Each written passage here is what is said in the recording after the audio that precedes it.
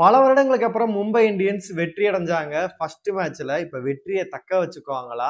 Playing லெவல்ல will jack, Santner வந்து இடம் பெறுவாங்களா? எப்படிப்பட்ட ஸ்ட்ராட்டஜியோட போறாங்க? போன டைம் நம்ம நல்லா பார்த்தோம். டெல்லி எல்லா மேட்ச்லயுமே ஜெயிச்சுட்டு வந்தாங்க. டெல்லியை ஃபர்ஸ்ட் மேட்ச் தோக்க வச்சதே வந்து பாத்தீங்கன்னா மும்பை இந்தியன்ஸ் தான். அது மட்டும் இல்லாம அவங்க பிளே ஆஃப் வரவிடாம மும்பை இந்தியன்ஸ் பிளே ஆஃப் போனாங்க. அடுத்ததே வந்து பாத்தீங்கன்னா மும்பை இந்தியன்ஸ் தான். எப்படிப்பட்ட பிளேயிங் லெவன் அமைய போகுது, டெல்லியில என்ன மாதிரி ஸ்ட்ராட்டஜியோட வரப்போறாங்க, எல்லாம் டைமும் நம்ம ஃபுல்லாவே பார்த்துடலாம். ஹாய் மக்களே, நான் உங்க ஷாம். நிறைய பேர் வீடியோ பாக்குறீங்க, லைக் பண்ணாதனால இந்த வீடியோ யாருக்குமே சஜஸ்டே ஆக மாட்டேங்குது. முடிஞ்ச அளவு லைக் பண்ணிட்டு பாருங்க. ஹைப் இருக்கும், ஹைப்பை கூட தட்டி விடுங்க. கருத்துக்களை வந்து பாத்தீங்கன்னா கமெண்ட்ல போடுங்க. எல்லா கமெண்ட்டுமே நான் படிக்கிறேன். வீடியோக்குள்ள போயிடலாம். மும்பை ஃபர்ஸ்ட் மேட்ச் கம்ஃபர்டபுளா ஜெயிச்சிட்டாங்க அப்படின்னே சொல்லலாம். எந்த ஒரு பிரச்சனையுமே கிடையாது. செகண்ட் மேட்ச் எப்படி பண்ண போறாங்க, ஏன்னா வந்து டெல்லியை பொறுத்தளவு பாத்தீங்கன்னா பேட்டிங் வந்து சூப்பராகவே இருக்கு. நம்மளே பார்த்துருந்தோம். பவுலிங் பார்க்கும்போது நட்ராஜன் வேற லெவல்ல போட்டுட்டு இருக்காரு. முகேஷ் குமார், குல்தீப் அந்த மாதிரி வந்து பாத்தீங்கன்னா டீசெண்டாவே இருக்கு. இப்ப சென்னை எடுத்துக்கிட்டோம் அப்படின்னா தொடர்ந்து 6வது முறையா ஹோம்ல வந்து தோக்குறாங்க. அவங்களை பார்க்கவே பரிதாபமா இருக்கு. எங்கள்கிட்ட மாதிரி பேட்டிங்கே இல்லடா அப்படின்ற மாதிரி சொன்னாங்க. கடைசியா பார்க்கும்போது பேட்டிங்கே வீக்கா இருக்கு, பவுலிங் அதுக்கு மேல இருக்கு. அதெல்லாம் சரி பண்ணி டெவல் பிரேஸ் தலை வந்தாதான் அந்த டீம் வந்து நல்லா ஜெயிக்கும் போல இருக்கு. சரி, அந்த கதையை விட்டு தள்ளுங்க. ஆனா மும்பையை பொறுத்தளவு எந்த ஒரு பிரச்சனையுமே இல்லை. ஃபர்ஸ்ட் நம்ம மும்பை இந்தியன்ஸோட பிளேயிங் லெவனை வந்து பார்த்தரலாம். ஓப்பனிங் ரியான் ரிக்கில்டனோட தான் போவோம். குவிண்டன் டிகாக் இருந்தாலுமே நம்ம ரியான் ரிக்கில்டனோட போவோம். போன வருஷம் காம்பினேஷன் நல்லா இருந்துன்னு சொல்லிட்டு அவரோடய போனாங்க. ரோஹித் சர்மா ஃபிட்னஸோட செம்ம ஃபார்ம்ல இருக்காரு. பிராக்டிக்ஸ் வீடியோலாம் பார்க்கும்போது அவ்வளோ சூப்பராக இருக்கு. அதனால் அவங்களோட காம்பினேஷன்லாம் போவாங்க.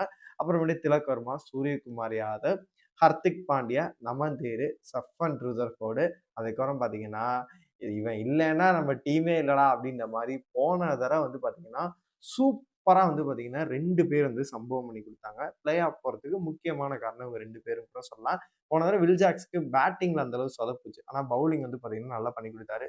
வேர்ல்டு கப்ல பார்த்தோம். ஒரு டீம் சாட்னர்னா ஃபைனல் வரைக்கும் கூப்பிட்டு வந்தாரு. வில் ஜாக்ஸ் வந்து பார்த்தீங்கன்னா தவிர்க்க முடியாத இடத்துல இருந்தாரு அப்படின்னு சொல்லலாம். வேர்ல்டு கப்ல பேட்டிங்கும் வந்து ஃபினிஷரா நல்லா பண்ணியிருந்தாரு, பவுலிங் நல்லா பண்ணியிருந்தாரு.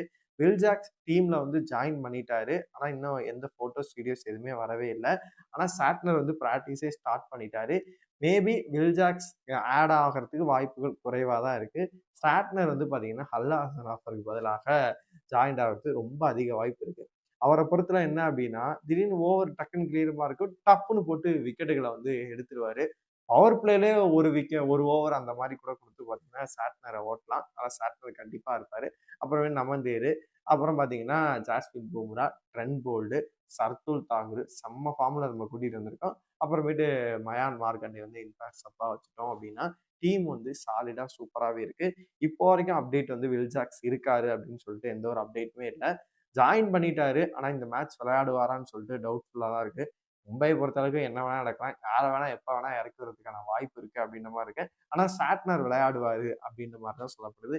வெயிட் பண்ணி பார்க்கலாம் என்ன மாதிரி பிளேயிங் லெவனோட அமைய போகுது அப்படின்னு சொல்லிட்டு. அப்படியே வந்து டெல்லி சைடு போனோம் அப்படின்னா சமர் ரிஸ்வியா இருக்கட்டும், அவங்க டீம்ல வந்து சாலிடா சில பிளேயர்ஸ் எல்லாம் இருக்காங்க. அவங்கெல்லாம் நின்னுட்டாங்கன்னாவே போதும். கேஎல் ராகுல்லாம் வந்து ஃபர்ஸ்ட் மேட்ச் வந்து நீங்க எடை போடாதீங்க. அவரெல்லாம் நின்று அடிக்க ஆரம்பிச்சிட்டாரு அப்படின்னா தலைமை அவன் பாட்டுக்கு நின்றுவாப்ல. அதனால அவங்களோட பிளேயிங் லெவனை பொறுத்தளவு பார்த்தீங்கன்னா கேஎல் ராகுல், நிசாங்கா இவங்க 2 பேர் தான் ஓப்பன் பண்ணுவாங்க. அப்புறமேட்டு ஹர்ஷித் ராணா ட்ரேட் பண்ணி கொண்டு போனாங்க. இன்னும் கொஞ்சம் இன்டென்ட்டா விளையாண்டாரு அப்படின்னா அவங்க டீமுக்கு வந்து யூஸ்ஃபுல்லா இருக்கும். சமீர் ரிஸ்வி வந்து பார்த்தீங்கன்னா போன மேட்ச் வந்து இம்பாக்ட் பிளேயரா வந்து வந்தாரு. ஒரு காட்டிட்டு போனாரு அப்படின்னு தான் சொல்லுவேன். 70 ரன் அவங்க ஜெயிச்சதுக்கான முக்கியமான காரணமே வந்து பார்த்தீங்கன்னா அவரை தான் இருக்க முடியும். அப்புறமேட்டு அக்ஷர் படேல் போன மேட்ச் வந்து கேப்டன் சரியா பண்ணல. இந்த அடுத்தடுத்த மேட்சுகள் நல்லா பண்ணுவாரு அப்படின்னு சொல்லிட்டு எதிர்பார்க்கலாம். ஸ்டெப்ஸ் இப்போ வந்து பார்த்தீங்கன்னா வேர்ல்டு கப்பா இருக்கட்டும், அவங்க டீமுக்கு வந்து பார்த்தீங்கன்னா, நல்ல ஒரு தாக்கத்த வந்து தலைவன் வந்து ஏற்படுத்துறாப்ல. முன்னெல்லாம் ஒரு அவசரப்பட்டு அவுட் ஆயிருவாரு. இப்பல்லாம் நின்னு நிதானமா கூட அடிக்கிறாரு. ஒரு சைடு ஹிட்டரா ஒருத்தங்க அடிச்சிட்டு இருந்தாரு அப்படின்னா, இன்னொரு சைடு ஒரு கட்டைய போடுறாரு. அதனால அவர வந்து நம்பி இது பண்ணலாம். கிளைமேக்ஸ்ல வந்து தலைவன் வந்து முடிச்சு குடுத்துருவாரு அப்படின்னே சொல்லலாம். அப்புறம் யுவராஜ் லிங்கத்த பத்தி தெரியும். கிளைமேக்ஸ்ல வந்து ஒரு காட்டுவாப்ல. ஆனா அவருமே வந்து நல்லா பண்ணிருவாரு. அப்புறமேட்டு டேவிட் மில்லர் போன இறங்கறதுக்கு முன்னாடியே வந்து வின் ஆயிட்டாங்க. அப்புறம் லுங்கி எங்கிடி, ஆர்சிபி யோசிப்பாங்க. இவனை ஏன்டா நம்ம விட்டோம் அப்படின்ற மாதிரி யோசிச்சுட்டு இருப்பாங்க. அப்புறமேட்டு குல்தீப் யாதவ் அவர் இல்லாமையா அப்படின்ற மாதிரி இருக்கு. அப்புறமேட்டு முகேஷ் குமார், அப்புறமேட்டு நட்ராஜன் அவர்கள் இந்த 12 பேரோட தான் அவங்க போறதுக்கான வாய்ப்பு அதிகமாவே இருக்கு. மேபி சேம் லெவனோட தான் போவாங்க. இன்ஜுரி கன்சர்ன் அந்த மாதிரி வந்து யாருக்கும் இல்லை அப்படின்ற மாதிரி தான் தோணுது. மும்பையோட ஸ்ட்ராட்டஜி என்னவா இருக்கும் அப்படின்னு கேட்டீங்கன்னா டாஸ் ஜெயிச்சுட்டு என்னை பொறுத்தளவு இந்த பிட்சை பொறுத்தளவு பேட்டிங் பண்ணி வந்து சூப்பராகவே ஜெயிக்கலாம். ஃபாஸ்ட் பவுலர்ஸை விட ஸ்பின்னர்ஸ்க்கு வந்து பார்த்தீங்கன்னா அதிகமாக இது எடுத்து கொடுக்கும். அதனால மயான் மார்க்கண்டேவா இருக்கட்டும், சாட்னருக்கு வந்து இந்த இடத்துல வந்து நல்லாவே ஒரு ஹெல்ப்ஃபுல்லாகவே இருக்கும். அதே மாதிரி இந்த குல்தீப் யாதவ், அக்ஷர் பட்டேல் வந்து பார்த்தீங்கன்னா கண்டிப்பாக வந்து சூப்பராகவே போட்டுருவாங்க. அது எந்த ஒரு மாற்று கருத்துமே இல்லை. மும்பையோட ஸ்ட்ராட்டஜியை பொறுத்தளவு டாஸை ஜெயிச்சாங்க அப்படின்னா கண்டிப்பா வந்து பேட்டிங் எடுக்கணும். ஆனா அவங்க பவுலிங் எடுப்பாங்க அப்படின்ற மாதிரி தோணுது.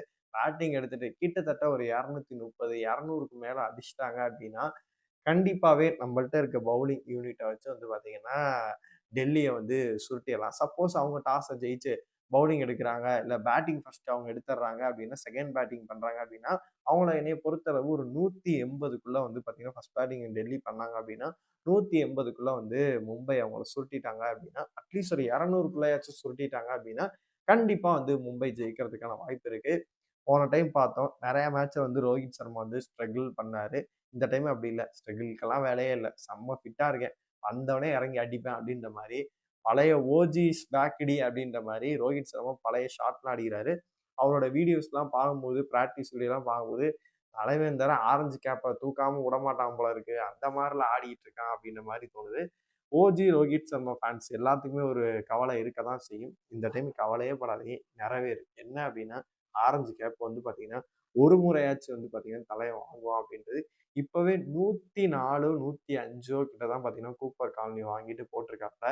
தலைவன் வந்து 78 ரன் ஆல்ரெடி அடிச்சுட்டான். ரியான் ரிக்கில்டன் ஒரு தடவ அடிக்கிறாரு, போறாரு. அத விட தலைவன் இன்னைக்கு ஒரு 80 போட்டானாவே தலைவன் கையில வந்து பார்த்தீங்கன்னா, ஆரஞ்சு கேப் வந்து வந்துரும். எந்த ஒரு மாற்று கருத்துமே இல்ல. ரொம்ப வருஷத்துக்கு அப்புறமேட்டு வந்துச்சு அப்படின்னா, ரொம்பவே சந்தோஷமா இருக்கும். ஒரு சீசன் கூட வின் பண்ணல அப்படின்னு தான் நினைக்கிறேன். அவர் வந்து ஆரஞ்சு கேப் வின் பண்ணல. இந்த சீசன் வின் பண்ணா இன்னுமே ஒரு சந்தோஷமா இருக்கும் அப்படின்னு சொல்லி தான் எல்லாம் எதிர்பார்க்குறாங்க. நீங்க சொல்லுங்க. உங்கள பொறுத்தவரைக்கும் வில் ஜாக்சன் வந்து சாட்னர் வந்தா நல்லா இருக்குமா? என்ன மாரி பிளேயிங் 11 மும்பை போனா வந்து நல்லா இருக்கும்? டெல்லி ஜெயிக்கிறதுக்கான வாய்ப்பு இருக்கா? இல்ல மும்பை ஜெயிக்கிறதுக்கான வாய்ப்பு இருக்கா? நீங்க சொல்லுங்க. என்னைய பொறுத்தவரைக்கும் மும்பை ஜெயிக்கிறதுக்கான வாய்ப்பு தான் அதிகமாவே இருக்கு. இப்பவே நான் எடுத்து குடுக்குறேன். மும்பை ஜெயிக்கிறதுக்கான வாய்ப்பு தான் இருக்கு. ஏன்னா பேட்டிங் லைன பொறுத்தளவு சாலிடா வந்து பார்த்தீங்கன்னா, மும்பைக்கு அதிகமாவே இருக்கு. அங்க ஒரு சில மிஸ்டேக்ஸ் இருக்கு. பவுலிங்க பொறுத்தளவு பார்த்தீங்கன்னா, ஓரளவு நல்லா தான் இருக்கு. இது 2மே நல்லா இருக்கனால, மும்பை ஜெயிக்கிறதுக்கான வாய்ப்பு தான் இருக்கு. 2 பிளேயிங் 11 எப்படி அமைய போகுது? உங்களோட கருத்துக்கள் எல்லாத்தையுமே மறக்காம கமெண்ட் பாக்ஸ்ல சொல்லுங்க.